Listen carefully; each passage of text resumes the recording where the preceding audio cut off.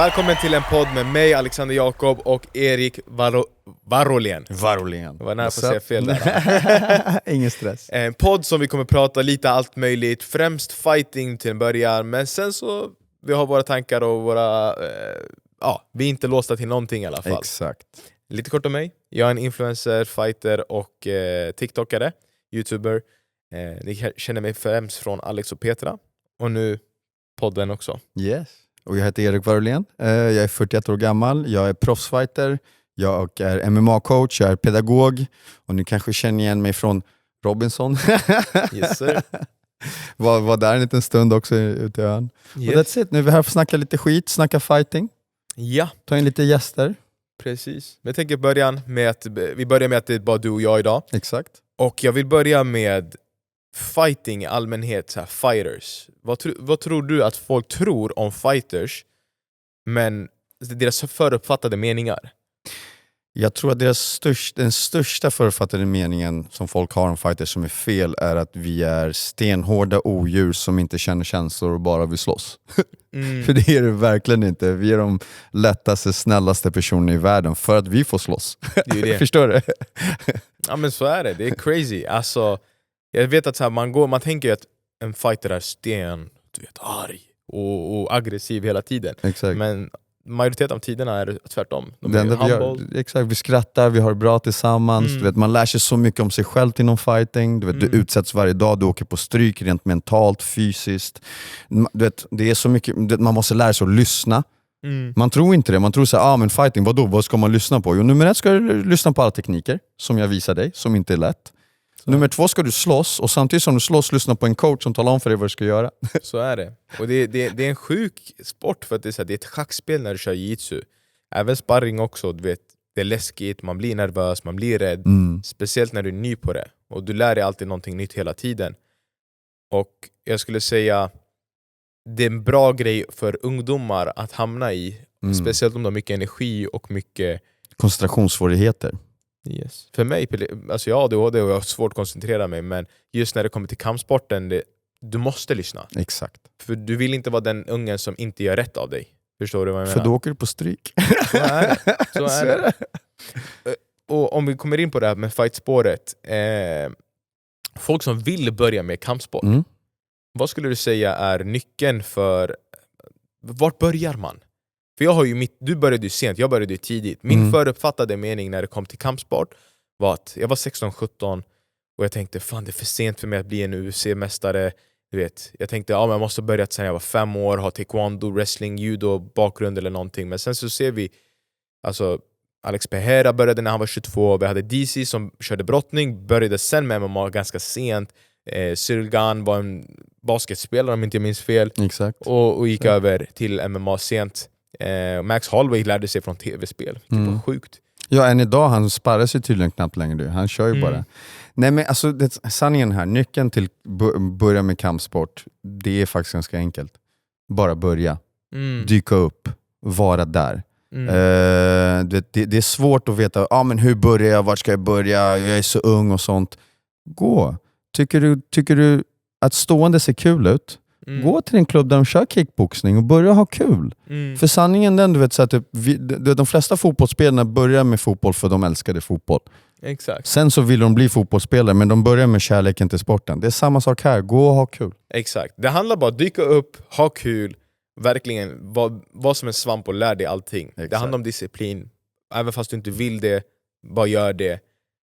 Där blir det ändå som en skola, för att du har en lärare som som lär dig allting och verkligen visar dig. Till skillnad från gymmet, det är svårare att börja med det, skulle jag väl säga, för du vet inte så mycket och du kanske inte alltid har en vän som kan visa dig hur man gymmar och lära dig tekniker och sånt. Men här har du turen att ha en coach. Exakt. Och som ung, du lär dig så mycket om dig själv också, att så här, hur hanterar jag stressiga situationer i en sparring, jobbiga situationer, när jag är rädd, när jag är glad. Bara allmänt så. Jag kan till exempel så här, fattar du vad nyttigt det är för en ung person att behöva stå emot sig självt varje dag och gå någonstans man kanske inte alltid är bekväm mot att gå. Jag vill jättegärna träna varje dag, men jag har mina dagar där jag är trött. Jag vaknar en lördag morgon och har jobbat lite för mycket hela veckan Och lördagar då har vi sparring där på Stockholm Kampsport. Hård sparring. Vet, jag vaknar ibland med ångest och bara shit, vet, jag är lite extra trött. De där grabbarna, jag slog på dem förra veckan, nu kommer det vara min tur. Men jag går fullt medveten om det här, för jag har kontroll över mig själv och mina känslor. Och det är sådana grejer som folk inte talar om inom fighting som är väldigt prominent. Det är det, för mig är det viktigaste man får ur det. 100%. Jag kan hålla med om det till alltså, kan inte säga det bättre. För mig personligen, när det kommer till träning i allmänhet, jag ser det som en stor fördel mentalt. För när du gör någonting du inte vill göra och du är obekväm med det, men du gör det ändå, och sen att du gjort det bra eller bättre eller sämre, men bara att du gjort det, det är en sån dopaminkick för dig. Och det gäller bara att ta det steget och göra det. Det är inte, alltså jag vill inte gå upp tidigt på en lördag morgon för att gå och sparras och få stryk.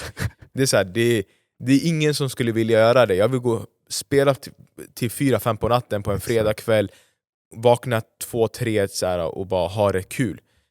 Medans du vet, jag har obligations, jag har det för mig själv, för att om jag sviker mig själv, ingen kommer bry sig annars om jag sitter där ute sen och inte har något jobb eller någonting, utan det handlar om disciplinen mot mig själv och bara sätta upp de reglerna. Exakt. En dag i taget och verkligen bara göra det. Och det låter lite konstigt när vi säger så här, gör någonting jag egentligen inte vill göra och jag vill hellre ha kul. Och då är det så här, men vad fan ska jag göra det för då? Det blir väl inget kul. Men sanningen den, det blir jävligt kul sen efter att ha gjort det. För man mår så jävla bra. Så är det. Och du vet, så, och jag älskar tv-spel. Jag är en gamer alltså, på riktigt. Alltså, vi kommer snacka om det här sen, men om ni kollar runt omkring så har vi lite nördgrejer här och sånt. Och sånt. Så vi representerar det. Men du vet, att ha kul, att liksom må bra, om man ser det perspektivet, att bara göra saker som är bekväma, vet varenda person inte dit vi vill. Nej. Det är faktiskt inte, utan det är utanför vår comfort zone. Om du lär dig att vara lycklig fast du inte har allting exakt som du har det, då kommer du alltid vara lycklig. Precis. Så är det. Och du kan bara kontrollera det du kan kontrollera. Så att lev i nuet än framtiden och blicka bakåt. Lev i nuet, ha kul. Har du mål, har du ambitioner, gör det bara. Exakt. Sätt dig och gör ett steg i taget. För varje dag kommer du göra någonting bättre. Men nog om hälsan. Yes, hälsa och mental hälsa och allting. Jag tänker, nu vill jag gå in på UFC. Okej? Vi tränar UFC, va? Exakt. Vi spelar UFC. Vi spelar UFC. UFC 308, Abu Dhabi-kortet som kommer ske nu i oktober, 26 oktober. Ske under svensk tid också. Nice. Vilket är så jävla nice. Watch party. Yes sir. Och det som är nice är att vi har Khamzat Chimaev som är Sveriges stolthet när det kommer till MMA. Yes. Gustafsson var först. Khamzat Chimaev är den som håller nu flaggan uppe, även fast han inte claimar oss längre. Nej. Han claimar oss inte Han längre. lämnar oss, ja. Men du har main event, Ilia Tuporia som defendar sin featherweight-titel mot Max the Blessed Holloway, BMF champion. Robert Whittaker mot Khamzat Chimaev, 5 rondare. Du har Sirgan mot Alexander Volkov, Magomed Ankalaev mot Alexander Rakic och Shara Bullet mot Armen Petrosyan någonting. Det blir jäkligt bra fight. Alltså det är sjukt bra kort det där. Alltså. Banger efter banger. Verkligen. Ska vi börja underifrån eller uppifrån? Börja uppifrån, för det är alltid mest intressant. All right. Ilia Tuporia, alltså sjuk kille. Undefeated, möter Max the Blessed Holloway. Hur tror vi den fighten kommer gå? Alltså det blir jävligt, den är så intressant. För du vet, för mig är så här, Ilia, han är ju otroligt stabil. Du vet, hans striking och sånt där, det är den här stabila striking som alltid går fram. När han träffar dig, det syns, det känns. Du vet, han har tunga slag, men han kastar inte saker, utan allting är bara så väldigt stabilt, exakt, precis.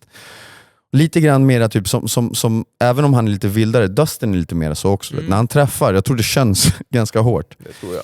Och det var ju det Holloway hade problem med. Sen har Holloway mött andra lightweights som också slår hårt, men de har inte riktigt den där liksom, du vet, riktigt den där boxarstilen där saker träffar på det sättet. Och det har Ilia lite mera. Lite mer som Poirier och sånt där, du vet. Så det ska bli jävligt intressant. Dock tror jag på Holloway. Jag älskar Holloway.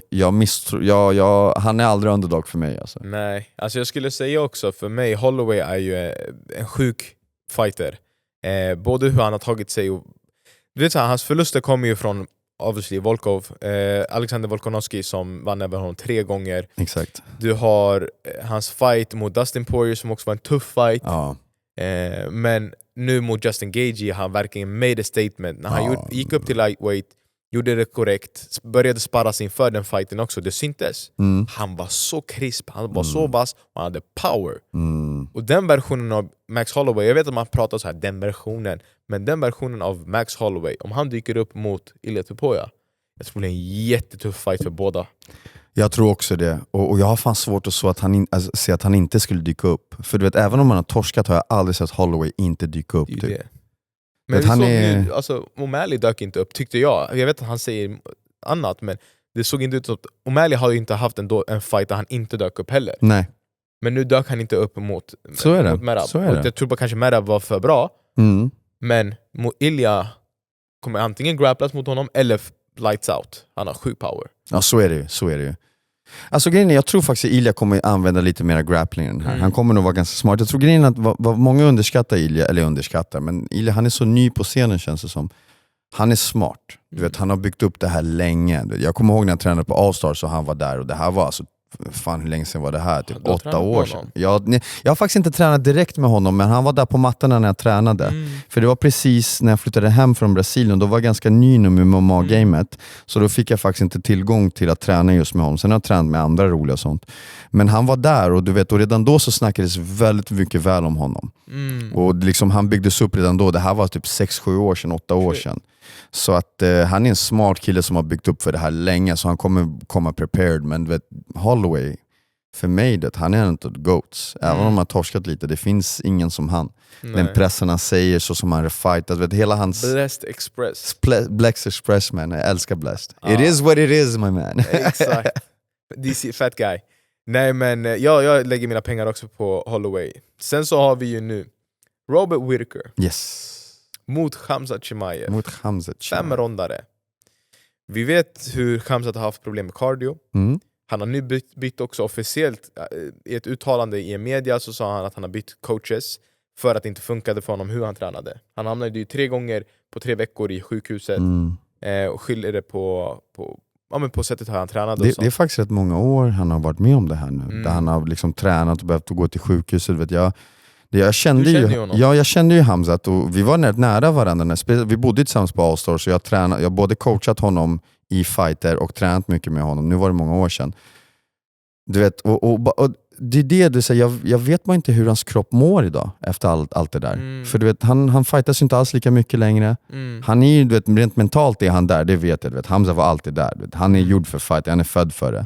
Så jag ser ingenting annat än att hans kropp faktiskt inte på riktigt orkar med allting som har hänt. Och det kan ta sina liksom... Take a toll. Ja, faktiskt. Det är det. Nu, jag är nyfiken på att se hur han hanterar den det blir en 5-rondare. Vi har inte sett han i en 5-rondare innan. Du möter Robert Whittaker som är ett tuff, alltså previous champion. Whittaker har alltid showed up. Hans fight mot Duplessis, det var en tuff fight. Men hans fight mot Paul Costa var en brutal fight. Ja. Och sen så körde han mot Ikram, knockade honom när han skulle köra egentligen mot Khamzat. Exakt. Den versionen var läskig att se. Den var jättefin, han var jätteduktig. Från Whittaker på ett tag alltså. Alltså Whittaker är jävligt grym, du vet. Grejen är att vad jag blir lite orolig för Whittakers skull med den här fighten är att det känns som Khamzat har den där stilen som inte passar honom. Där är den här liksom nästan kaosstil. Gå in, liksom, typ, kort distans, och när du är där, då är det kaos. Då ligger han på det, tar han ner det, och du måste liksom överleva det. Det känns inte riktigt som det är Whittakers största styrka. Eftersom det var allting som hände med DDP och sånt. Exakt. Men kan Whittaker hålla distansen och pricka Khamzat, då blir det en lång kväll för Khamzat. Khamzat är väl längre än Whittaker, så han måste väl komma in. Jo, alltså Whittaker menar du? Ja. Jo, så är det ju, men han har ju den här konstiga stilen där han släpper saker. Exakt. Han blitzar in. Han ligger precis utanför, så tack säger du. Sen alltså jag hoppas ju att Khamzat vinner, dels för att få UFC i Sverige. Det hade varit under. Ja, faktiskt. Om han blir champion, då hade det varit öppna upp möjligheten och öppna upp ögonen för Sverige i allmänhet med MMA och UFC. Men jag skulle säga fördel är väl ändå till Whittaker för hans erfarenhet. Fighten mot Ikram, fighten mot Paulo Costa. Han kan gå 5-rondare. Khamzat har, vad man har sett, och ingen disrespect i honom, 1-2 ronder. För 3:e ronden mot Burns var också en svår rond. Usman också en svår rond. Hade det varit en 5-rondare mot Usman som kom på short notice, Usman hade tagit den. Förmodligen. Så som det såg ut i alla fall med cardio. Ja, och Grinsen, nu tar du upp de senaste fighterna med Whittaker, men vi måste komma ihåg att den här snubben har på med fem ronder sen alltså fan 2009 typ. Förstår du vad jag menar? Joao Romero-fighten och allting, du vet, den här snubben har hållit på länge mot de mest brutala, så han är ju liksom... Nej, det blir en jävligt bra fight. Jag förstår varför de har verkligen kämpat för att ha kvar den. Alltså. Ja, det är definitivt. Den är tung. Cyril Gane mot Alexander Volkov. Yes. Det är en bra fight. Det är en bra fight. Det är en rolig, det borde vara en rolig fight att titta på. En striking fight. Det tror jag också. Det kommer vara bra striking fight. Det tror jag. Cyril Ganes enda förluster är mot champions. John Jones och Ngannou. Exakt. Och så här, han är vass, han är bra, alltså, jättebra stående, vacker stående kickboxning. Verkligen. Lätt på fötterna. På fötterna. Han mot Tom Aspinall hade varit wow. Ja, verkligen. Vem fan träffar vem där? Alltså, det var bra. Det ser ut som featherweight bout. Typ. Ja, men verkligen. Det finns ju några sådana nu, heavyweight, som börjar bli så. Och jag tror Volkov är inte riktigt där. Nej, han är erfaren, men han har ju förlorat mycket. Och det känns som att han har förlorat på grund av att så här, typ, för nu när vi snackar om det så kommer jag att tänka på det, på hur han har förlorat. Det, så här, det känns som he doesn't always pay attention. Han förlorar lite grann. Det var samma sak som med Derek Lewis-fighten. Och det kan man inte göra mot Cyril. Nej. Är det en sekund inte med, han kommer träffa dig. Så det är det. Ja. Och han är powerful. Han är inte bara en sharpshooter. Han träffar det bra. Exakt. Vi har, vad jag skulle säga, the dark horse of light heavyweight division som man underskattar, som inte man ger chansen. Magomed Ankalaev mot Alexander Rakic. Sjukt att han är en dark horse ändå, för Ankalaev har typ vunnit allt. Han har ju fightat som bältet, men en draw så blir han helt... Alltså, det är sjukt. Att de inte gjort den fighten mot Pereira än är ju bara typ... Jag fattar att de vill bygga upp Pereira. Så är det. Definitivt. Pereira gör ju big money just nu. Hur ska man förklara Ankalaev för er som inte känner till honom? Det är väl lite grann av en lightweight, liksom light heavyweight version av Habib och Islam liksom. Jag skulle säga mer Islam än Habib, med tanke på att han har bra striking. Exakt. Jättebra striking, bra wrestling, bra grappling. Tuff som fan. Och så stone, bara sten. Ja. Han mot Pereira hade varit svår alltså. Man har inte sett honom bli skadad på det sättet. Han har en förlust, men det är Paul Craig som lyckades få in en jävla submission. Ja, men Paul Craig och hans fucking magical submissions, man. Han har... Det är det. Men jag skulle säga Ankalaev är stor favorite till den fighten. Ja, men det tror jag också faktiskt. Och han är grym, och han förtjänar faktiskt vara där uppe och få fight som bälte snart. Vet. Den här fighten, den här sporten ska ändå handla om förtjänst. Så är det. Det ska inte bara handla om hype. Så är det. Och jag älskar Alex, och jag tycker han förtjänar där och stå där han står. Men Ankalaev, han förtjänar också nu faktiskt. Så är det. Om han vinner den här. 100%. Annars förtjänar han ingenting. Exakt. Sharabullet mot, jag vet inte vem det här är, men Armen Petrosyan. Ja. Det känns som att man vill ju ändå bygga upp Sharabullet. Bygga upp honom till en star också. Han får ju bara köra i Abu Dhabi. Ja, men det är de har ju några sådana nu. Det verkar som de har fattat att de måste bygga upp en Mellanöstern-version av UFC lite grann. Inte bara, pengar. Ja, men kolla hur många gånger de har varit där i Abu Dhabi och sånt där. Fattar hur mycket pengar de tjänar där varenda gång. Mycket pengar det är. Det är häftigt alltså. Fattar du den här sporten har vuxit så här mycket? Det är sjukt. Du vet, 1993 så fanns inte det här. Inte heller. Och nu, den här UFC Noche där de hade den här fucking jävla... som kostade typ 23 miljoner dollar att göra något sånt där. Sjuka pengar alltså. Det bara växer och växer alltså. Det är helt sjukt. Vad kul ändå. Ja, det är jättekul. Och jag skulle säga så här, du vet, det öppnar upp ögonen och öppnar upp för amatörscenerna. För att jämför man MMA och UFC med fotboll. Ja. Fotboll är så mycket större för amatörer generellt, med sponsorer, med att kunna leva på det. Alltså du hade Alexander Pantoja som var till och med Uber-driver fram till att han blev champion. Var han det? Fram till att han var champion, jag kan ha fel. Men det var jättesent in på hans UFC-karriär. Tills han slutade sitt fullständiga jobb. Du har Stipe Miocic som, om han skulle tjäna verkligen miljoner, hade inte jobbat kvar som brandman. Han jobbar ju som brandman fortfarande. Jag kan säga så här. Bara typ så här, fight-fantasten, du vet, man vill bygga upp de här liksom, fantasierna. I mina fantasier så önskar jag att han, även om han vore miljonär, skulle göra det, för det skulle vara så jävla coolt att en miljonär skulle vara brandman ändå, så jag hoppas på det. Men du har helt rätt, och det är ju det, du vet, så att vi måste ändra det där. Men du vet, jag tror det går bara att ändra så som UFC har gjort det, genom att börja samarbeta med större och större företag som är legitima stora företag. Så är det. De började med de mindre, för det var det de kunde. Sen så börjar de byta, du vet, och det är samma sak som jag brukar säga, du vet, MMA kommer inte bli viabelt i Sverige att leva förrän Volvo är involverat. Så är det. Nej, men så är det. Tyvärr. Men UFC 38. Det blir skitbra. Det blir Jättevackert jättekul. kort. Yes. Okej, men får se då. Vilka tror du vinner då? Om vi kan avsluta där. Men Shara Bullet? Ja, nej, alltså, hela huvudkortet. Ja, men jag säger mina predictions då. Gör det. Vi har Shara Bullet som kommer vinna sin fight. Sen så har vi Ankalaev som kommer definitivt vinna sin fight. Cyril Gane mot Volkov. Det är en svår fight, men jag ser att Cyril Gane kommer gå mot domarbeslut och vinna den fighten. Det är ändå en 3-rondare. Khamzat Chimaev mot Robert Whittaker. Jag vill säga Khamzat, men jag tror faktiskt Robert Whittaker kommer ta den. Och sen Ilya Tupoy mot Max Holloway. Den är så svår den fighten. Ja. Och så här. Max blev faktiskt knocked down i hans Gagey fight. Hans chin kan vara påverkad. Han har tagit mycket stryk och han har inte blivit en officiell knockdown än. Men jag tror Ilya kan släcka han. Ja, det kan han. Men jag gissar och hejar på Max Holloway. Okay. Vad tror du? All right. Jag börjar uppifrån ner istället då. Yeah. Så Holloway mot Ilya, jag håller helt med dig. Det är fan nästan omöjligt att kunna predikta den på riktigt. Du vet. Så de har båda vapnen före, de är asgrymma. Men min förkärlek för Holloway, tänker säga Holloway. Khamzat mot Whittaker för mig handlar bara om vem det är som får in sitt game. Punkt slut. Punkt slut. Får Khamzat in sitt game, då är det Khamzat. Får inte Khamzat inte in sitt game, då är det Whittaker. Det blir en lång natt. Så att, men jag kommer faktiskt säga Khamzat. Okay. Men det är också för att jag hejar på honom. Jag måste. Exakt. Vi var vänner och han kan slå mig. Cyril Gane mot Volkov. Cyril Gane. Yep. Jag tror Cyril Gane kommer outdansa Volkov. Yep. Magomedov Ankalaev mot Alexander Rakic. Med jävla bra fight. Jag tror Magomedov, men Rakic kan träffa. Han, då är det över. Men jag tror faktiskt Magomed. Och sen The Pirate, tror jag också. Jag vet lite mer om den andra. Jag såg att han var med i Dana White Contender Show och sånt, men jag skulle säga The Pirate. Vet. Han ska bli en superstjärna. Där har ni våra predictions för UFC 308. Yes. Sen så kommer vi ha ett segment i den här showen där vi kommer säga veckans fighter bra och dålig. Alltså en bra fighter kommer du ta upp. Exakt. Jag kommer ta en dålig fighter. Så du kan börja med din. Ska jag börja? Jag tänkte så här, vi ska ha en liten rolig grej då, presentera lite fighters som sagt, och jag tänker presentera min goda fighter den här gången genom att snacka lite honom lite mer tekniskt. Alla vet ju vem Nick Diaz är. The bad boy, Stockton. Men jag vill introducera för er som inte har sett MMA jättelänge och sånt. Gå in och kolla. Nick Diaz.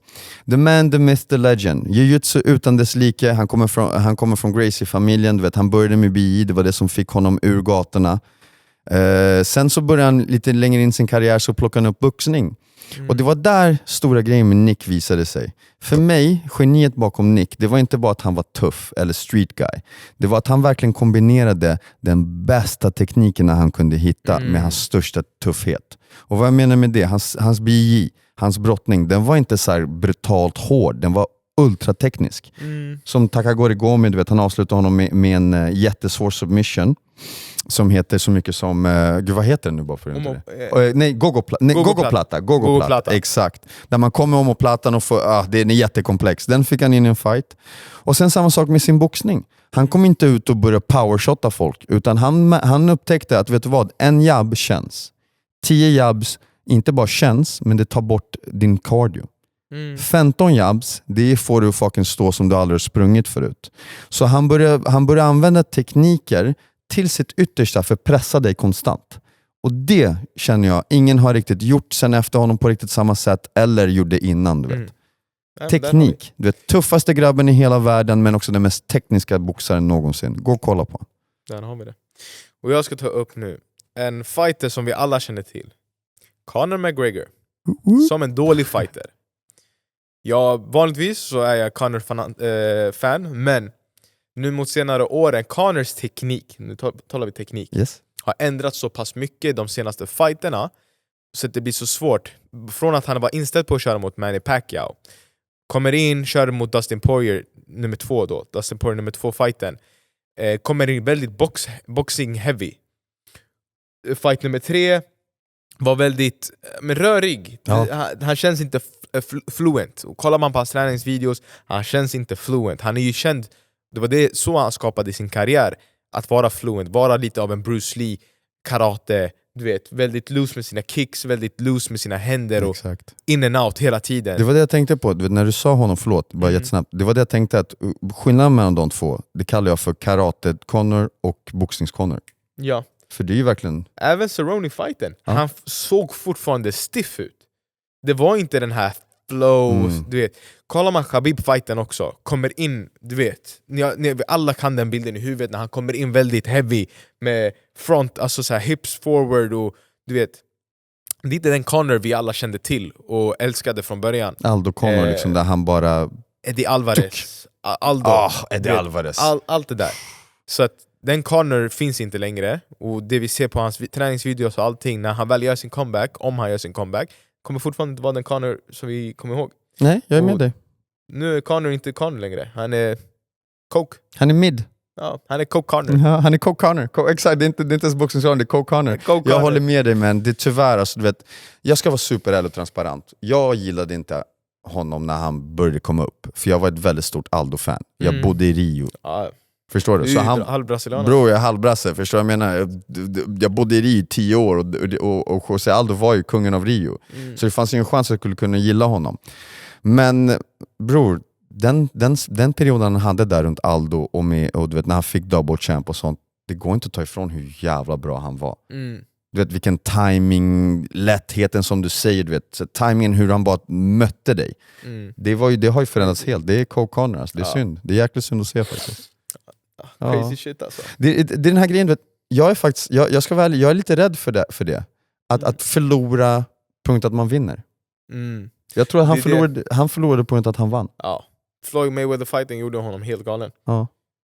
Och jag tror så här, idag, du kollar på hans Instagram, den är galen. Hans unappropriate bilder han lägger upp med sin fru, hans fester, hur mycket han dricker.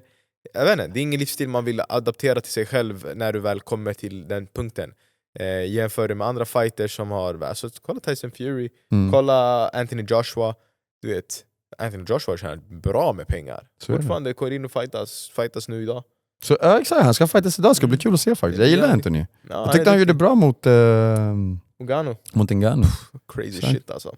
Men det är synd, för du vet, det är den här grejen, du vet, folk missuppfattar vad fighting är när Conor håller på så här. Då går vi tillbaka till det här, till varför folk inte håller på nu och jiddrar om influencers inom fighting, och ska vi verkligen ha influencers som fightar och sånt? Ja, vi behöver växa. Vi behöver växa som sport. Växa. Men på rätt sätt liksom. 100%. Och influencers tror jag kan hjälpa med det, så länge de inte do coke. Yes sir, so don't do coke. Don't do drugs! Yes sir. All right, det här var avsnittet med Alex och Erik. Vi kommer döpa namnet, vi vet inte än bara. Exakt. Så kommer ni få se i beskrivningen. Tack för att ni kollade, glöm inte likea, subscriba, följ på alla plattformar. Ni kommer kunna lyssna på den här podden överallt. Exakt. Och ge 5 stjärnor också, det skulle uppskatta jättemycket. Det hjälper oss att fortsätta göra det vi tycker om. Hjälper er också att ha någonting att lyssna på. Inte hjälpa er att lyssna på, men ge er någonting att lyssna på. Så glöm inte, lägg 5 stjärnor på alla plattformar. Yes. Spotify främst, det är där de räknas. Likea, subscriba, kommentera. Peace. Vi ska se till att bygga en riktigt fin plattform där ni alla kan komma och lära er och växa tillsammans med oss. Och vi kommer växa mer och mer för varje avsnitt, så ta hand om er allihopa. Yes sir. Ha det bra.